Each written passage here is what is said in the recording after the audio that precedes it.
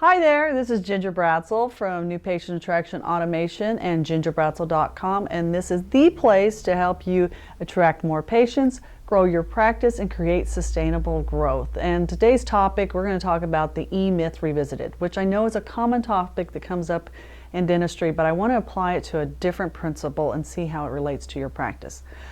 My mastermind members and I recently had an experience where we got to participate in a Habitat for Humanity home, and it's a wonderful organization. When they take volunteers, know nothing about building, and within a day you're building a house. And so they have a very good system down, and this is the best application I've ever seen of the E-myth. So they take people who honestly do not even know what end of the hammer to use, and they have them skilled and trained within 7 minutes to build a house. Now the way they do it is they take all the building stuff out of it. So they don't even call them 2x4s, they don't call them headers.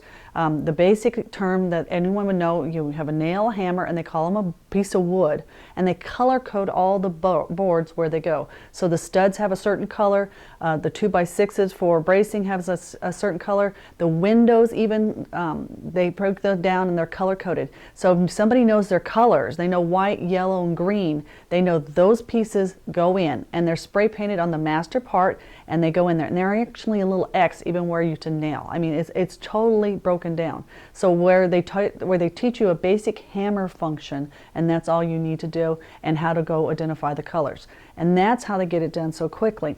So I was totally amazed on it. And again, the E-myth part of it is they took all the technology out of it and all the nomenclature. Now for your dental practice, that same thing, we're always worried about hiring team members who understand these terms and who understand what mesial is and distal is, or even your business end. We're talking about leads and insurance and EOBs and all those things. We're so worried about teaching them all those things. Why don't we go the opposite? Why don't we break it down into the most basic component? So instead of a crown setup, it's the blues, the whole blue set of tools. They understand that. They can keep that together. And if it's numbered in the way it needs to be done and labeled in the way they're done, they know it's step 1, number 2, and 3.